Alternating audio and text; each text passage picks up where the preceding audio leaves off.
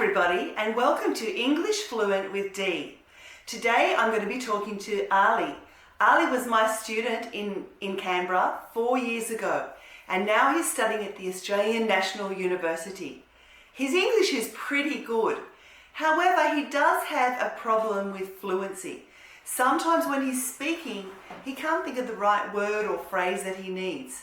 So I'm going to give him an exercise. The exercise I'm going to teach him is a two-part exercise, and it's an exercise I used to use with my IELTS students.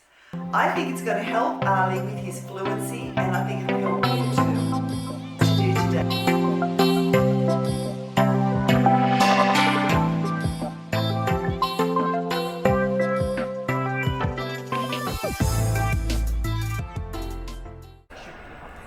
Hi, so I'm here at the Psychedelic Cafe in downtown Canberra, and I'm here with Ali, who was my former student, and today Ali's going to tell me a little bit about himself. So Ali, could you tell us a little bit about yourself? Yes, okay, my name is Ali. I'm from Iran, which is a country in the Middle East, and I came to Australia maybe roughly 4 years ago, and I am studying mathematics at the moment, part-time.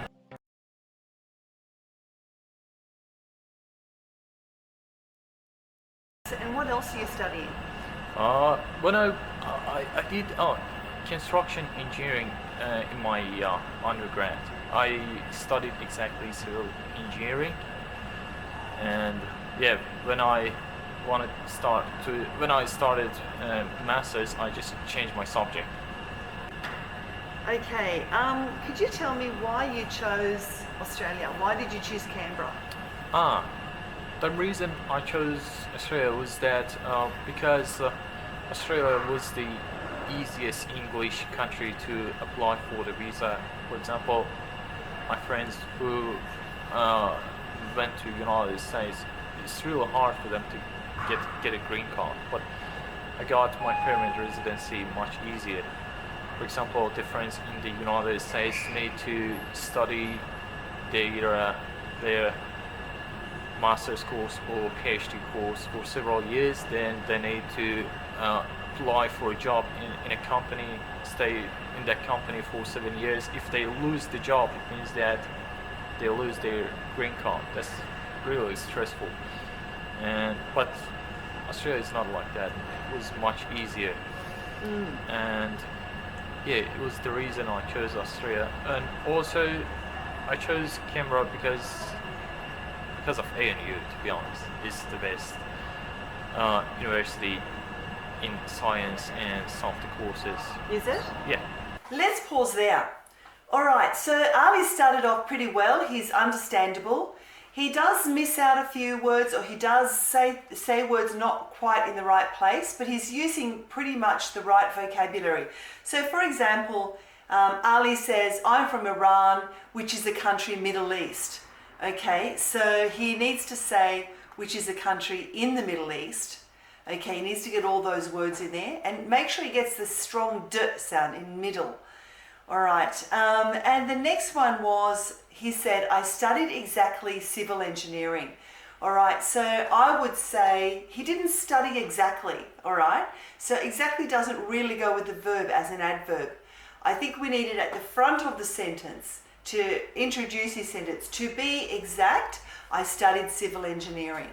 All right, so then he comments a little later, it's the best university, talking about ANU, it's the best university in science and soft courses.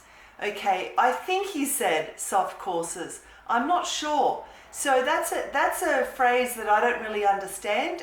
It might have a special meaning, but it wasn't really understandable to me. So I don't know whether Ali needs to find the right word there, or whether it's just something that I don't understand.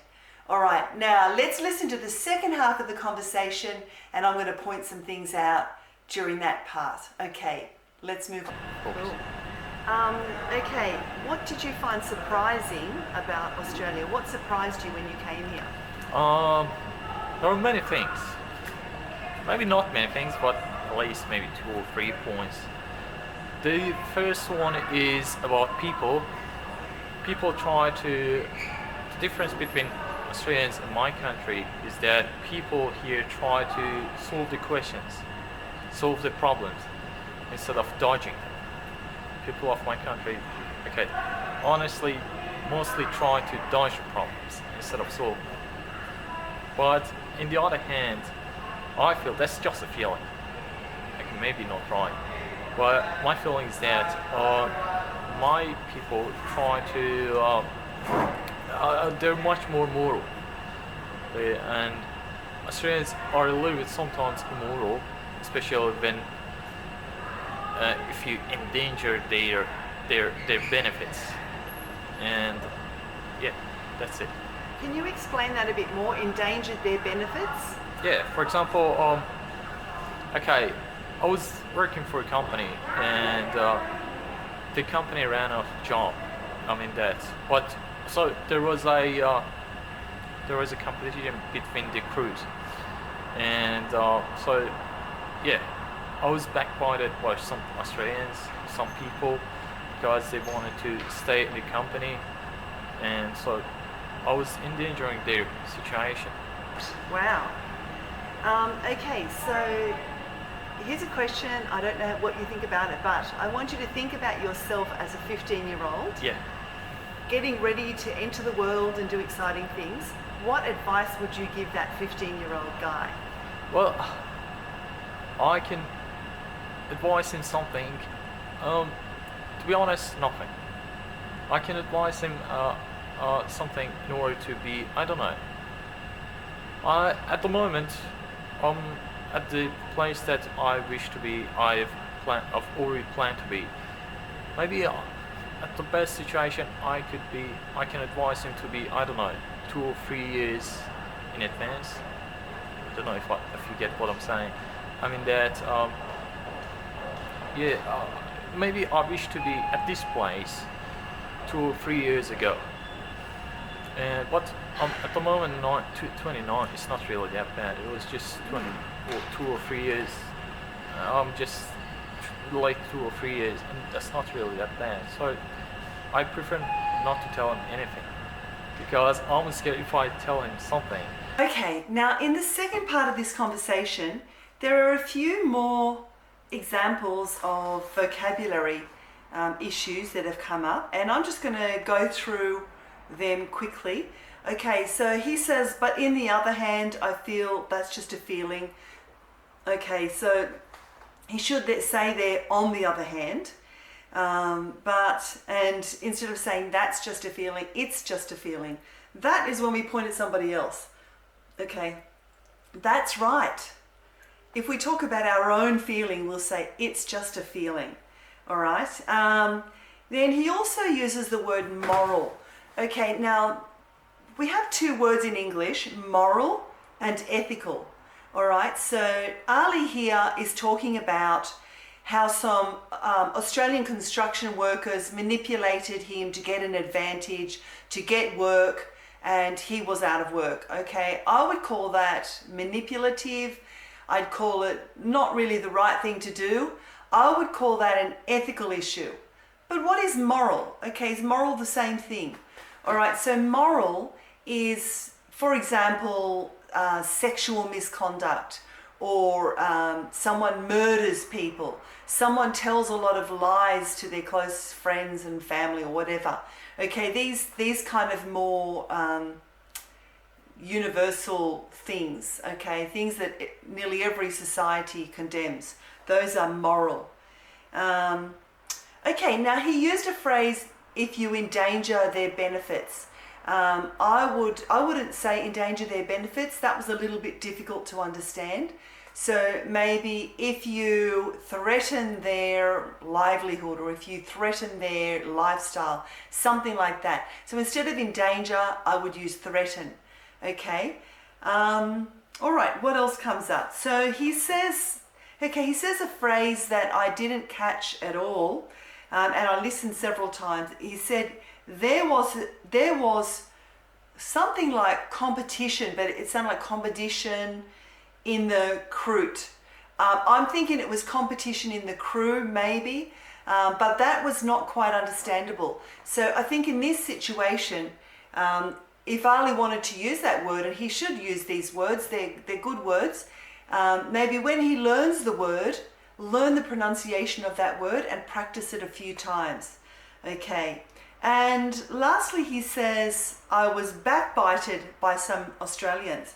And when he first said that, I thought, well, backbite's back. Oh, okay, he means backbitten. But do we say backbitten?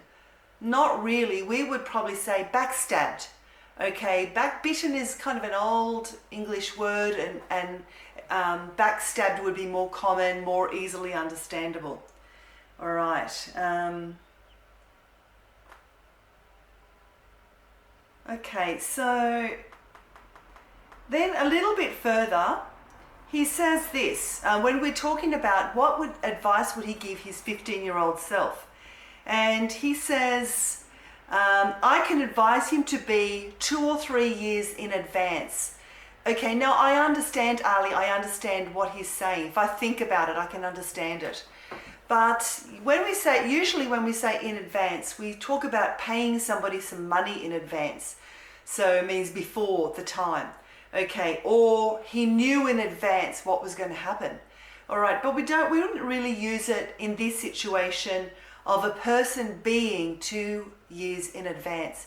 I think what would fit here would be, I would want to be 2 or 3 years ahead of where I am now. Okay, so sometimes it's difficult to think of it. Even an native English speaker, it's difficult to think of the right word to say at the right moment. But I would say here, instead of in advance, I'd use ahead. Okay, and finally, he says, because I'm scared if I tell him something, he will completely distort it from the way. Okay, now I have no idea what that means. I think distort is probably the wrong word. I'm guessing he means to be distracted from his path in life. Okay, so distort it from the way, distracted from his path. Okay, again, I think Ali, as he's growing in English, he's improving all the time. He's trying to use these excellent words. He hasn't quite got them as fluent as he would like them. So I'm going to recommend some vocabulary fluency exercises. All right, so I used to give this strategy to students who wanted to sit for the IELTS test, and this would help them with the long-term answer. All right, so Ali should give himself a topic. It can be an IELTS topic or any topic really. All right, and he's going to speak on that topic for 3 minutes. All right, before he starts speaking, he should give himself 1 minute to brainstorm. Okay, and during that minute, he should think of his first sentence, his last sentence, and then as many good, specific, excellent words and phrases that come to mind. He can write them down during that 1 minute. Okay, after he does that, he should put that paper away, and then he should time himself and speak for 3 minutes. And I guarantee that some of those words and phrases that he wrote down will come to his mind without him even looking at the paper. He doesn't need to look at the words, just use the ones he remembers. Okay, now what this will do is it will bring those words that he knows in his mind but doesn't come out of his mouth. That will help the process of him being able to say the words that are in his mind. Okay, so this is a good strategy for you as well if you have trouble with fluency with your English. In the next couple of classes, very soon, I'm going to sit down with students and I'm going to use this strategy, and you can watch and see how it works. So if you would like to see all my future videos, please don't forget to subscribe and click on the bell button and like and comment and all those good things. Okay, thank you very much for being with us today. I hope you enjoyed the episode.